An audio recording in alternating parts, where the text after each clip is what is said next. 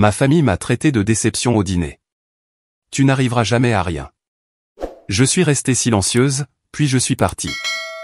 Ce qu'ils ignoraient, c'est que j'avais signé un contrat d'édition de 3 millions d'euros ce matin-là. 2 mois plus tard, un ami de mon père lui a montré un journal local. L'ironie de la situation ne m'échappait pas, assise là, à cette table de dîner. Mon téléphone vibrait dans mon sac, vibrant des messages de félicitations de mon agent, pendant que mon père, lui, découpait sa côte de bœuf et se lançait dans un énième sermon sur mes choix de vie. « Patricia, tu as 28 ans, a dit mon père, sans même me regarder en parlant. Quand vas-tu arrêter de t'amuser avec ce passe-temps d'écriture, et te trouver un vrai travail ?» Ma mère a hoché la tête en signe d'approbation, en s'épongeant les lèvres avec une serviette en tissu. « Ta sœur est déjà devenue associée dans son cabinet d'avocat. Même ton jeune frère gagne maintenant un salaire à 6 chiffres dans la finance. » Je picorais ma purée, sentant le poids familier de leur déception s'installer sur mes épaules, comme une lourde couverture. C'était censé être un agréable dîner de famille au Sterling House, le restaurant chic où nous avions célébré chaque étape importante, d'aussi loin que je me souvienne. La promotion de ma sœur Jennifer, les fiançailles de mon frère Marcus.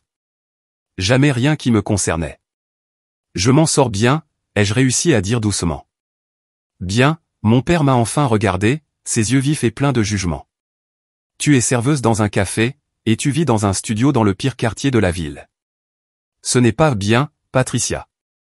C'est un échec. Jennifer a posé son verre de vin avec un léger tintement. Papa a raison.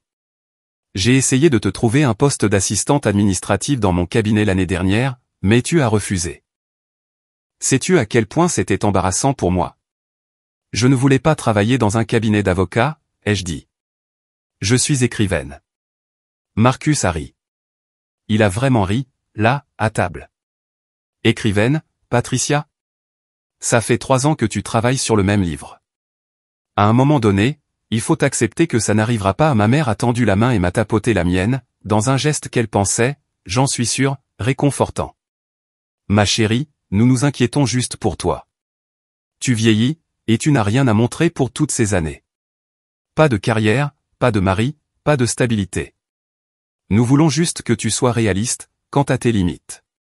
Le serveur est arrivé avec les cartes des desserts, et je me suis excusé pour aller aux toilettes. Debout devant le miroir, j'ai regardé mon reflet et j'ai vu ce qu'il voyait, quelqu'un de petit, d'insignifiant, quelqu'un qui ne serait jamais à la hauteur.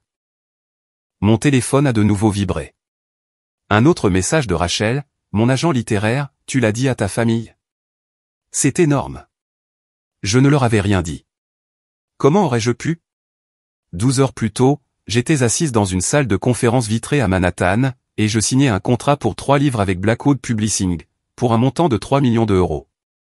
Le chèque d'avance était déjà en cours de traitement. Mon premier roman, La fille invisible, arriverait en librairie dans 8 mois, soutenu par une campagne marketing massive. Rachel avait passé toute la matinée au téléphone avec moi, à planifier la tournée de promotion, les événements publics, et les accords sur les droits de traduction à l'étranger qui suscitaient déjà de l'intérêt.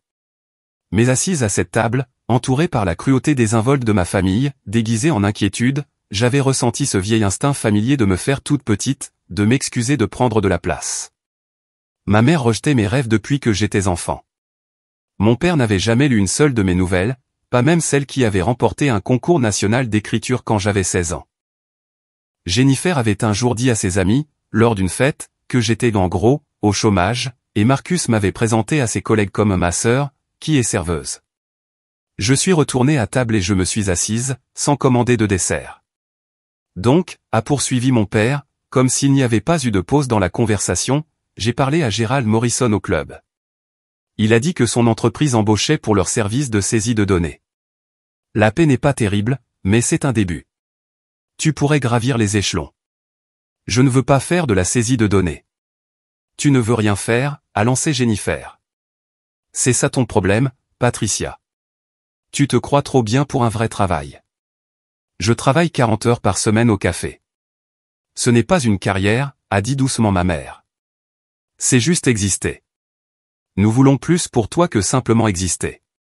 Mon père a fait signe pour l'addition. Nous n'allons plus soutenir cette illusion, Patricia. Tu as presque 30 ans. Il est temps de grandir, et d'accepter la réalité. Tu ne seras jamais une écrivaine à succès. Le plus tôt tu l'accepteras, le plus tôt tu pourras commencer à te construire une vraie vie. Les mots flottaient dans l'air comme de la fumée. Tu ne seras jamais une écrivaine à succès. Je me suis levé de table, ma chaise raclant le parquet. Merci pour le dîner. Où vas-tu? A demandé ma mère. Nous n'avons même pas encore pris de café. Je dois travailler tôt demain. Mon père a secoué la tête, déçu. Toujours à fuir quand les choses deviennent difficiles. C'est exactement pour ça que tu n'arriveras jamais à rien, Patricia. Tu n'as pas la force d'affronter les dures vérités. J'ai attrapé mon sac et je suis sorti du Sterling House, sans me retourner. L'air d'octobre était vif sur mon visage, et je suis resté un instant sur le trottoir, laissant le froid s'infiltrer dans ma peau. Mes mains tremblaient, mais pas à cause du froid. Le trajet en métro jusqu'à mon appartement fut silencieux. Une femme âgée, assise en face de moi, lisait un roman de poche à la tranche usée. Je me suis demandé si elle savait que quelqu'un avait mis tout son cœur dans ces pages, qu'il s'était couché tard, réveillé tôt, qu'il avait fait des sacrifices, douté et persévéré pour créer cette histoire. Je me suis demandé si elle savait que la famille de cet écrivain lui avait probablement dit qu'il perdait son temps. Mon studio était petit, mais c'était le mien. Les murs étaient tapissés d'étagères que j'avais construites moi-même, remplis de romans qui m'avaient sauvé quand ma propre famille en était incapable. Mon bureau était près de la fenêtre, couvert de carnets et de pages de manuscrits imprimés. C'est là que j'avais écrit La fille invisible, en travaillant après mes services au café, tapant jusqu'à avoir des crampes aux doigts, révisant jusqu'à ce que les mots disent enfin ce que j'avais besoin qu'ils disent. Le livre parlait d'une femme que sa famille n'avait jamais vraiment vue, qui avait passé sa vie à chercher leur approbation, jusqu'à ce qu'elle réalise enfin qu'elle n'en avait pas besoin. C'était une fiction, mais c'était aussi la chose la plus vraie que j'ai jamais écrite. Je me suis préparé un thé et je me suis assise à mon bureau, regardant les lumières de la ville. Mon téléphone a vibré avec un autre message de Rachel. Quand vas-tu leur dire? J'ai répondu, pas encore. Laisse-les penser ce qu'ils veulent encore un peu. Les semaines qui suivirent furent surréalistes. J'allais travailler au café, souriant aux habitués et perfectionnant l'art du latte, tout en sachant que ma vie était sur le point de changer complètement. J'ai rencontré mon éditrice chez Blackwood, une femme brillante nommée Patricia Chen, qui comprenait mon livre d'une manière qui me donnait envie de pleurer de soulagement. Nous avons travaillé sur les dernières corrections, discuté des maquettes de couverture, et planifié la stratégie marketing. Ton histoire va toucher tellement de gens, m'a dit Patricia lors d'une de nos réunions. Des femmes qui ont été sous-estimées, rejetées, à qui on a dit qu'elles n'étaient pas assez bien. Ce livre est pour elles toutes. J'ai participé à une séance photo pour le portrait d'auteur qui figurait au dos et à l'intérieur de la jaquette du livre. La photographe, une femme bienveillante nommée Diane, m'a fait asseoir près d'une fenêtre baignée de lumière naturelle, et elle n'arrêtait pas de dire, voilà, c'est ça. Vous avez l'air puissante. Vous avez l'air de quelqu'un qui connaît sa valeur. Je ne me sentais pas puissante. Je me sentais terrifié. L'avance avait été versée sur mon compte en banque, et j'avais fixé les chiffres pendant 10 bonnes minutes, convaincu qu'il s'agissait d'une erreur. Mais c'était réel. Tout était réel. Ma famille n'a pas appelé après ce dîner. Ils ne le faisaient jamais, quand ils me jugeaient suffisamment réprimandé. J'étais censé revenir en rampant, m'excusant d'avoir été difficile, et promettant de faire mieux. Au lieu de ça, je travaillais avec une équipe marketing dans l'une des plus grandes maisons d'édition du pays, discutant de la façon dont ma tournée promotionnelle couvrirait 15 villes à travers les États-Unis. J'ai donné ma démission au café. Mon manager, Tom, a été la première personne, en dehors du monde de l'édition, à qui j'ai parlé du contrat. Il avait toujours été gentil avec moi, ne me faisant jamais sentir inférieur d'être une serveuse avec de plus grands rêves. Je savais que tu y arriverais, a-t-il dit, en me serrant dans ses bras. Tu as quelque chose de spécial, Patricia. Je suis content que le monde puisse enfin le voir. J'ai trouvé un nouvel appartement dans un meilleur quartier. Rien d'extravagant, mais un 2 pièces avec un véritable espace de bureau où je pourrais écrire. J'ai acheté une chaise de bureau confortable et un nouvel ordinateur portable. J'ai adopté un chat au refuge, un matou tigré gris que j'ai nommé Hemingway, qui s'asseyait sur mon bureau pendant que je travaillais sur le 2e livre de mon contrat. La date de publication de La fille invisible était fixée au 15 juin. Blackwood prévoyait un lancement majeur, avec des exemplaires en avant-première envoyés aux critiques et aux blogueurs littéraires en avril. Les premières critiques ont commencé à arriver, et elles étaient meilleures que tout ce que j'avais pu imaginer. Un premier roman éblouissant, qui capture la douleur de la déception familiale et le pouvoir de la découverte de soi. Patricia Mitchell écrit avec une honnêteté dévastatrice sur ce que signifie être invisible dans sa propre famille.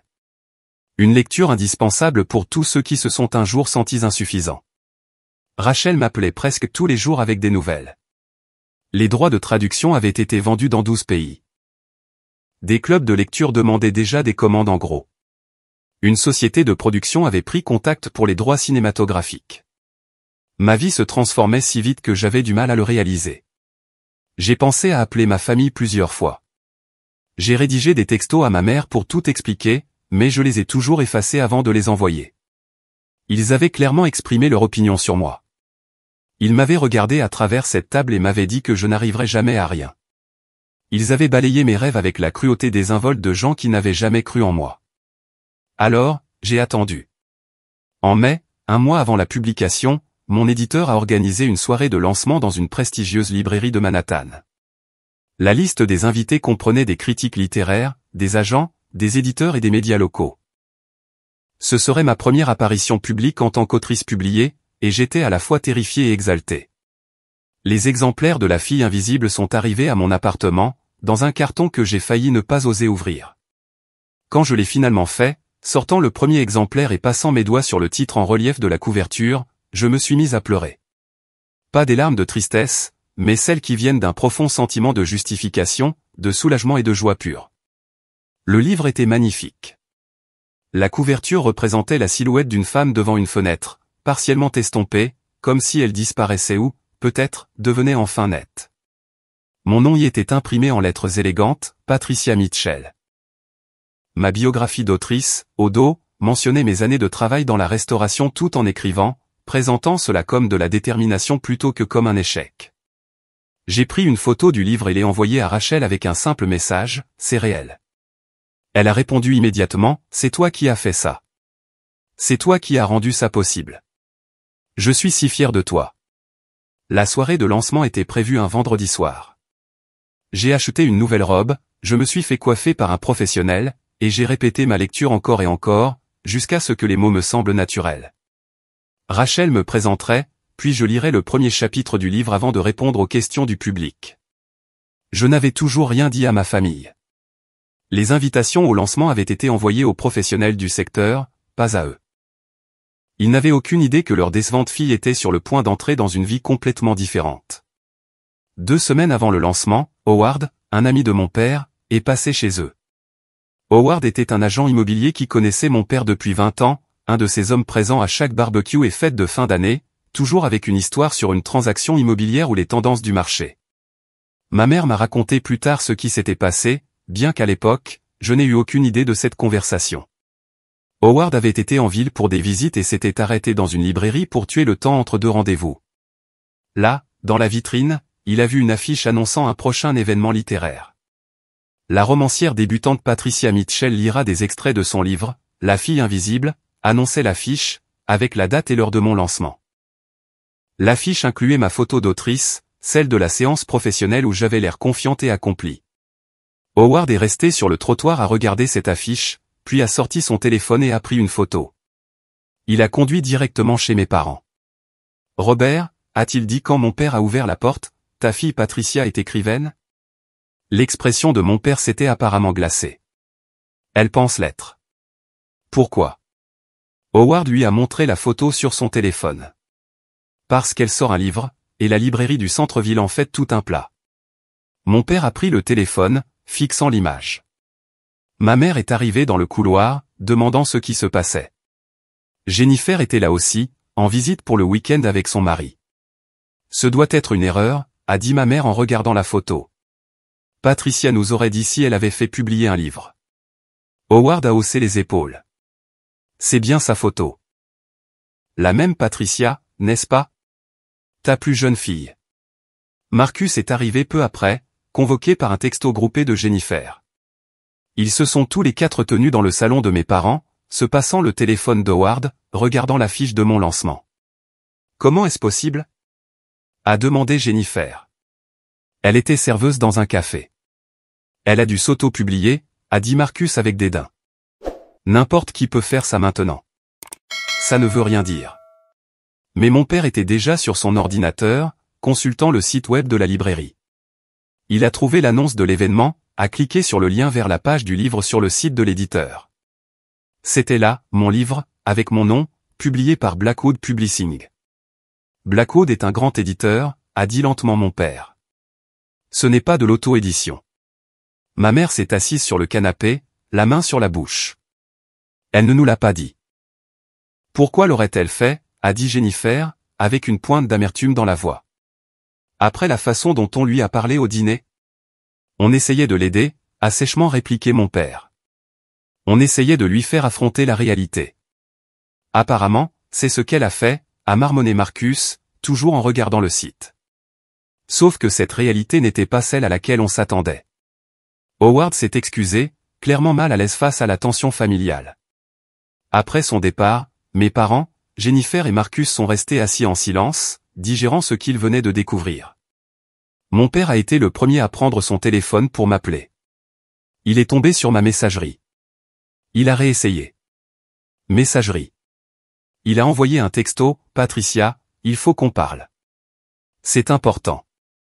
J'ai vu le message mais je n'ai pas répondu. J'étais en pleine réunion avec Patricia et l'équipe marketing, discutant des derniers détails du lancement. Mon téléphone a vibré à plusieurs reprises avec des messages de ma famille, mais je l'ai mis en silencieux et je me suis concentré sur mon travail. Quand j'ai finalement écouté le message vocal de mon père ce soir-là, sa voix était tendue et formelle. Patricia, Howard nous a montré une affiche sur ton livre. Nous aimerions savoir pourquoi tu ne nous en as pas parlé. S'il te plaît, rappelle-nous. J'ai effacé le message et je me suis versé un verre de vin. Hemingway s'est blotti sur mes genoux, ronronnant de contentement. Par la fenêtre de mon appartement, la ville s'étendait devant moi, pleine de possibilités que je commençais à peine à explorer. Le lendemain matin, ma mère a appelé. J'ai laissé sonner. Puis Jennifer a appelé. Messagerie. Puis Marcus. J'ai éteint mon téléphone et je suis allé faire une dernière visite à la librairie où le lancement aurait lieu. La coordinatrice des événements, une femme nommée Michelle, était enthousiaste et organisée. Elle m'a montré où je serais assise, où les livres seraient exposés, comment la table de dédicace serait installée. La librairie avait commandé 300 exemplaires de La Fille invisible pour l'événement, et ils en avaient déjà vendu la moitié en précommande. Nous attendons vraiment beaucoup de monde, a dit Michel. Votre éditeur a fait une grosse promotion, et nous avons eu énormément d'intérêt de la part des clubs de lecture et des groupes d'écriture locaux. Je me suis entraîné à me tenir au pupitre, imaginant la salle pleine de gens venus m'entendre lire mon livre, des gens qui croyaient en mon histoire, qui voyaient de la valeur dans mes mots, des gens qui ne pensaient pas que j'étais une déception. Ma famille a continué d'essayer de me joindre. Les messages vocaux sont passés de la confusion à la frustration, puis à des excuses quasi suppliantes. Ma mère a laissé un message disant « Patricia, ma chérie, on veut juste comprendre ce qui se passe. Pourquoi ne nous as-tu rien dit pour ton livre ? Nous sommes ta famille. Nous t'aimons. » Mais l'amour n'était pas la même chose que la confiance. L'amour n'était pas la même chose que le soutien. Ils m'avaient aimé à leur manière, je suppose, mais ils ne m'avaient jamais vu comme autre chose qu'un échec à corriger. Jennifer a envoyé un long texto, « Patricia, je sais que l'ambiance était tendue au dîner, mais on est content pour toi pour le livre. Vraiment. On ne comprend juste pas pourquoi tu nous as caché ça. Est-ce qu'on peut au moins en parler ? Papa est vraiment contrarié d'avoir appris ça par Howard et pas par toi. » J'ai failli répondre à celui-là. Failli. Mais je me suis souvenu de sa voix disant, « Sais-tu à quel point c'était embarrassant pour moi ? » Je me suis souvenu de Marcus riant de mes rêves. Je me suis souvenu des yeux de mon père, vifs et pleins de jugement, me disant que je n'arriverais jamais à rien. 3 jours avant le lancement, mon éditeur a envoyé un communiqué de presse. Un site d'information local l'a repris, publiant un article sur moi avec le titre « Le premier roman d'une femme de la région explore la dynamique familiale et l'estime de soi ». L'article mentionnait mon contrat de 3 livres avec Blackwood et incluait des citations de Patricia expliquant pourquoi ils avaient été si enthousiastes à l'idée d'acquérir mon travail. La voix de Patricia Mitchell est authentique et puissante, citait-on Patricia. Elle écrit sur des expériences universelles avec spécificité et grâce. Nous sommes ravis de publier son œuvre. L'article s'est répandu sur les réseaux sociaux. Des gens de mon quartier, du café, de mon atelier d'écriture, tous m'ont contacté pour me féliciter. Tom, mon ancien manager, a partagé l'article avec la légende, je vous avais dit qu'elle était spéciale. Mes parents ont vu l'article. Jerry, un ami de mon père, a appelé pour demander si la Patricia Mitchell de l'article était bien sa fille. Le club de lecture de ma mère a commencé à en parler. Les collègues de Jennifer au cabinet d'avocats l'ont mentionné. La fiancée de Marcus a lu l'article et lui a demandé pourquoi il n'avait jamais dit que sa sœur était une autrice publiée. Le matin du lancement, je me suis réveillé avec des dizaines de messages de ma famille. Mon père avait envoyé un email demandant s'il pouvait assister à l'événement. Ma mère avait laissé un message vocal disant qu'elle voulait être là pour me soutenir. Jennifer avait textoté pour demander les détails sur l'heure et le lieu. J'ai lu tous les messages en buvant mon café, Hemingway ronronnant à côté de moi. L'événement à la librairie était public, donc techniquement, il pouvait venir sans ma permission, mais je savais que se présenter sans y être invité, après des mois de silence, serait gênant pour tout le monde. J'ai finalement répondu au message vocal de ma mère par un simple texto, le lancement est à 19h chez Riverside Books, sur Main Street. C'est ouvert au public. Je n'ai rien ajouté d'autre. Pas de j'adorerais que vous soyez là. Pas de j'espère que vous pourrez venir. Juste les faits, livrés sur le même ton neutre qu'ils avaient utilisé en me parlant de postes de saisie de données et de mes limites. L'après-midi avant le lancement, j'ai retrouvé Rachel dans un café près de la librairie.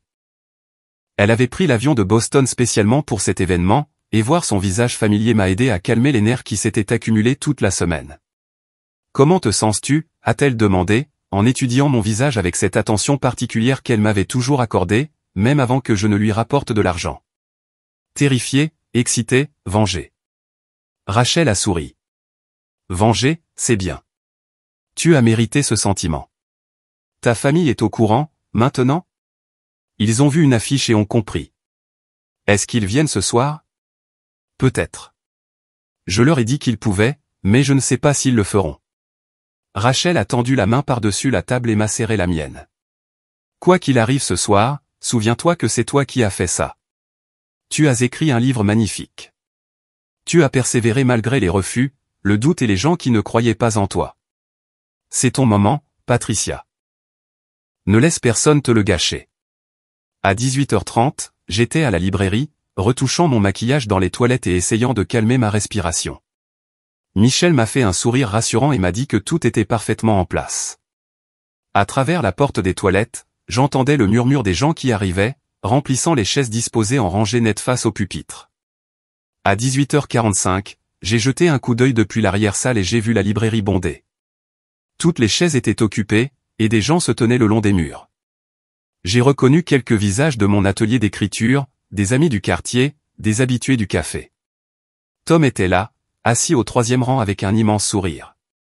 Et au fond, debout près de la section psychologie parce qu'il n'y avait plus de place, se trouvaient mes parents, Jennifer, Marcus et sa fiancée. Ils étaient venus. Ma mère était bien habillée, serrant son sac à main à 2 mains. Mon père se tenait raide à côté d'elle, l'air mal à l'aise, mais présent. Jennifer regardait la foule, peut-être surprise du nombre de personnes présentes. Marcus avait les mains dans les poches, son expression indéchiffrable. Michel m'a prévenu qu'il restait 5 minutes, et j'ai pris une dernière grande inspiration. Mon livre était empilé sur la table de dédicace, la couverture brillant sous les lumières de la librairie. Rachel se tenait près du pupitre, prête à me présenter.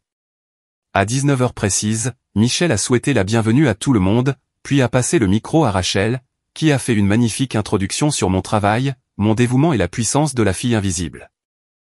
Elle a raconté comment elle avait reçu mon manuscrit et su immédiatement que c'était quelque chose de spécial, comment elle avait travaillé avec moi sur les révisions et m'avait vu grandir en tant qu'écrivaine.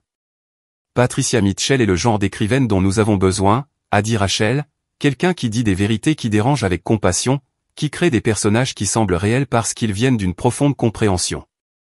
Je vous demande d'accueillir Patricia Mitchell. Les applaudissements furent assourdissants. J'ai marché jusqu'au pupitre sur des jambes tremblantes, j'ai ajusté le micro et j'ai regardé tous ces visages, des gens venus entendre mon histoire, des gens qui croyaient en mon travail. J'ai ouvert mon livre au premier chapitre et j'ai commencé à lire. Ma voix était stable, plus forte que je ne l'aurais cru. Le chapitre que j'avais choisi parlait de la relation de la protagoniste avec sa famille, du fait de grandir en se sentant invisible, du moment où elle réalise qu'elle a cherché la validation de personnes qui ne seraient jamais capables de la lui donner. La salle était silencieuse, à l'exception de ma voix. Les gens se penchaient en avant sur leur siège. Certains hochaient la tête à certains passages. J'ai vu une femme au premier rang essuyer ses yeux. Quand j'ai fini de lire, les applaudissements ont repris, et Michel a ouvert la séance de questions. Des mains se sont levées immédiatement. Une jeune femme a posé une question sur mon processus d'écriture. Un membre d'un club de lecture a demandé des précisions sur les thèmes de la dynamique familiale dans le roman. Un homme a demandé si l'histoire était autobiographique. Toute fiction est autobiographique d'une certaine manière, ai-je dit avec précaution. J'ai écrit sur des émotions et des expériences qui me semblaient vraies, même si les événements spécifiques sont inventés. Je pense que chaque écrivain puise dans sa propre vie, sa propre compréhension de la façon dont les gens se blessent et guérissent. D'autres questions ont suivi. Quelqu'un a demandé des détails sur la fin du livre. Quelqu'un d'autre sur mes influences. Une femme voulait savoir s'il y aurait une suite, et j'ai expliqué que j'avais signé un contrat pour 3 livres, mais que les prochains ne seraient pas des suites directes, bien qu'ils exploreraient des thèmes similaires. Ma famille se tenait au fond, écoutant. Les yeux de ma mère ne me quittaient pas. L'expression de mon père était passée de sévère à quelque chose que je n'arrivais pas à déchiffrer. Jennifer avait l'air à la fois fière et triste, et Marcus semblait sincèrement impressionné. Après les questions-réponses, je suis passé à la table de dédicace. La file s'étendait à travers la librairie et jusqu'à la porte. Les gens s'avançaient avec des exemplaires de mon livre, partageant des histoires sur leur propre famille, me remerciant d'avoir écrit quelque chose qui faisait écho à leurs expériences. Tom a attendu dans la file avec 3 exemplaires, un pour lui et 2 pour offrir. « Tu es incroyable », a-t-il dit quand ce fut son tour. « Je suis si content que tu n'aies pas abandonné. Merci d'avoir cru en moi, quand je n'étais que ta serveuse, toujours fatiguée de veiller tard pour écrire. » Il a souri. « Tu n'as jamais été juste quoi que ce soit, Patricia. » La file a continué pendant plus d'1 heure. Ma main me faisait mal à force de signer tant de livres, mais je m'en fichais. Chaque signature ressemblait à une petite victoire, une minuscule preuve que mon père s'était trompé sur moi. Finalement, après que la plupart des gens se soient dispersés, ma famille s'est approchée de la table.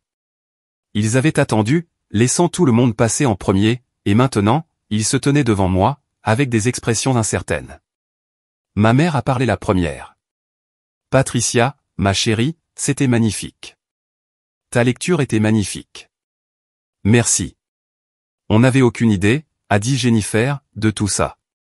Le contrat, la publication, tout. J'ai posé mon stylo et je les ai regardés droit dans les yeux. J'ai signé le contrat le matin de ce dîner, celui où vous m'avez tous dit que je n'arriverais jamais à rien. Mon père a tressailli. Vraiment tressailli. Patricia, on ne voulait pas dire. Si, vous le pensiez, ai-je interrompu. Vous pensiez chaque mot. Vous pensiez que j'étais un échec. Vous aviez honte de moi. Vous vouliez que j'abandonne l'écriture et que j'accepte un poste de saisie de données, parce que vous ne pouviez pas imaginer un monde où je réussirais vraiment. On s'inquiétait pour toi, a dit ma mère, d'une petite voix. Non, vous étiez déçu par moi. Ce n'est pas la même chose. Vous avez regardé ma vie et vous avez vu quelqu'un qui n'était pas à la hauteur de vos attentes. Vous n'avez jamais posé de questions sur mon écriture. Vous n'avez jamais rien lu de ce que j'avais écrit. Vous n'avez jamais envisagé, ne serait-ce qu'une seconde, que je savais peut-être ce que je faisais, que je travaillais peut-être vers quelque chose que vous ne pouviez pas voir. Marcus s'est raclé la gorge. Tu as raison. On aurait dû te soutenir davantage. Aurait dû, j'ai secoué la tête. Pendant des années, vous m'avez tous fait sentir inférieur, comme si mes rêves étaient puérils et mes objectifs irréalistes. Et quand j'ai enfin accompli quelque chose d'incroyable, vous ne l'avez appris que parce qu'un ami de papa a vu une affiche dans la vitrine d'une librairie. Pourquoi ne nous as-tu rien dit, a demandé Jennifer. Quand tu as signé le contrat, pourquoi ne nous l'as-tu pas dit à ce dîner? Parce que vous aviez déjà décidé qui j'étais. Vous m'aviez déjà catalogué comme la fille décevante qui ne réussirait jamais. Je n'allais pas vous donner la satisfaction de douter encore plus de moi, de rejeter ça comme vous aviez rejeté tout le reste. Mon père s'est avancé, et j'ai vu dans ses yeux quelque chose que je n'avais jamais vu auparavant. Du regret, peut-être de la honte. Patricia, Je suis désolé. On est tous désolés. Tu as raison sur toute la ligne. On a échoué en tant que famille. On aurait dû te soutenir. On aurait dû croire en toi. On a eu tort. Les excuses flottaient dans l'air entre nous. Une partie de moi voulait les accepter, me replier dans la dynamique familiale et prétendre que tout allait bien maintenant. Mais une autre partie de moi, celle qui avait écrit La fille invisible, celle qui avait survécu à leur mépris et réussi malgré tout, savait que certaines choses ne pouvaient pas être réparées avec de simples excuses. J'apprécie, ai-je dit doucement. Mais les excuses n'effacent pas ce qui s'est passé. Elles ne me rendent pas toutes ces années où je me sentais insuffisante. Elles ne réparent pas le mal d'entendre que je ne réussirais jamais, de la part des gens qui étaient censés croire en moi plus que quiconque. Que peut-on faire, a demandé ma mère, les larmes aux yeux. Comment peut-on arranger ça? Je les ai regardés chacun leur tour.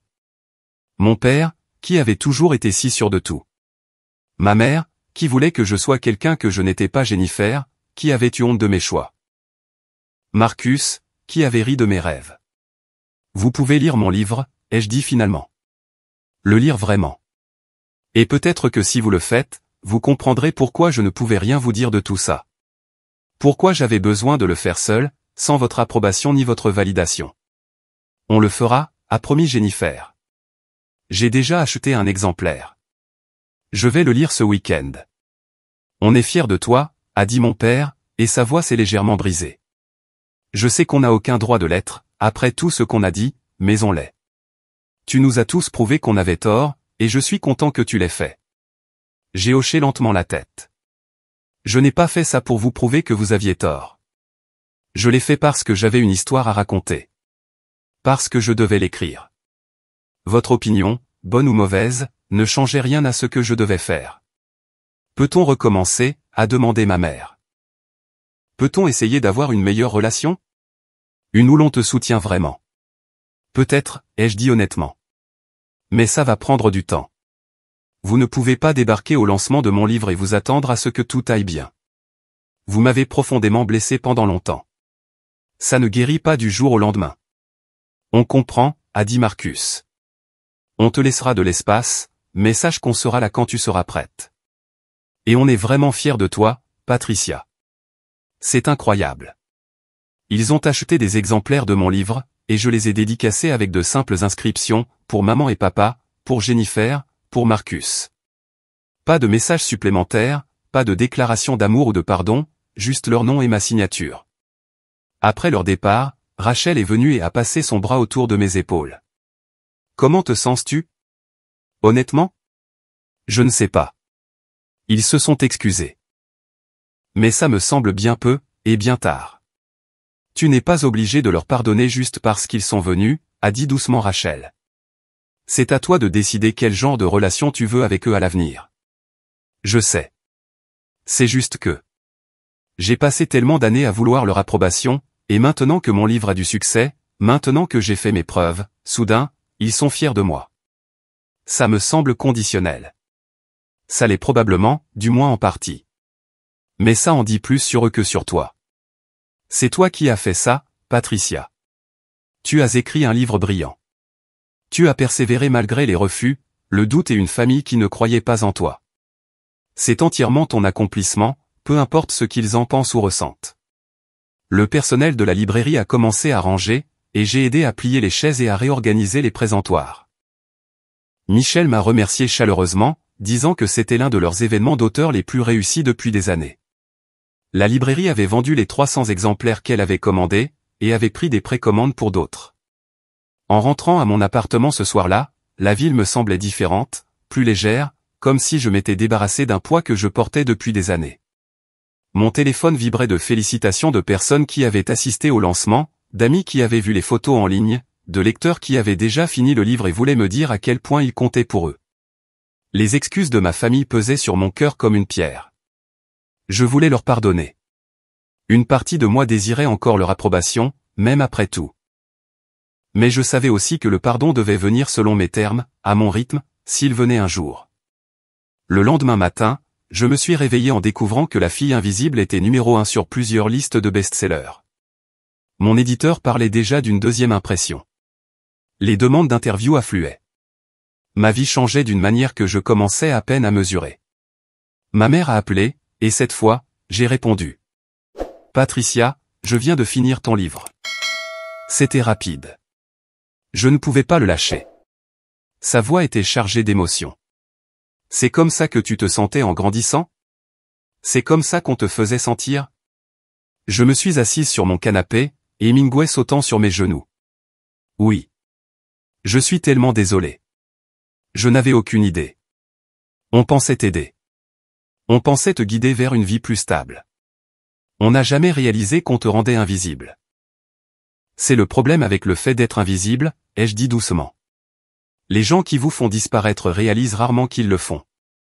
Ma mère pleurait maintenant. J'ai échoué en tant que parent. Je le vois maintenant. En lisant ton livre, en nous voyant à travers les yeux de ton personnage. Je comprends ce qu'on t'a fait, et je suis si désolé. Je sais que vous pensiez bien faire, ai-je dit, mais votre version de bien faire ne laissait aucune place à qui j'étais vraiment. Vous vouliez que je sois Jennifer ou Marcus, et je n'allais jamais être eux. Tu as raison. Tu as absolument raison. Puis-je te demander quelque chose? D'accord. Peut-on essayer à nouveau? Pas revenir à ce que c'était, mais repartir de zéro. Construire quelque chose de nouveau, où l'on te voit vraiment, où l'on soutient qui tu es au lieu d'essayer de te transformer. J'ai regardé par la fenêtre la lumière du matin qui filtrait à travers les immeubles. Je ne sais pas, maman. Je veux dire oui, mais je ne suis pas sûr de pouvoir croire que ça ne redeviendra pas comme avant. Vous êtes fiers de moi maintenant parce que je réussis d'une manière que vous comprenez. Mais que se passera-t-il si mon prochain livre a moins de succès? Que se passera-t-il si je fais des choix que vous n'approuvez pas? Recommencerez-vous à me traiter comme une déception? Non, a-t-elle dit fermement. Je te le promets, Patricia, ça n'arrivera pas. J'ai appris ma leçon. Nous l'avons tous apprise. S'il te plaît, donne-nous une chance de prouver que nous pouvons être la famille que tu méritais depuis le début. J'ai besoin de temps, lui ai-je dit. J'ai besoin de comprendre qui je suis, sans chercher constamment à obtenir votre approbation. Ce lancement, ce succès.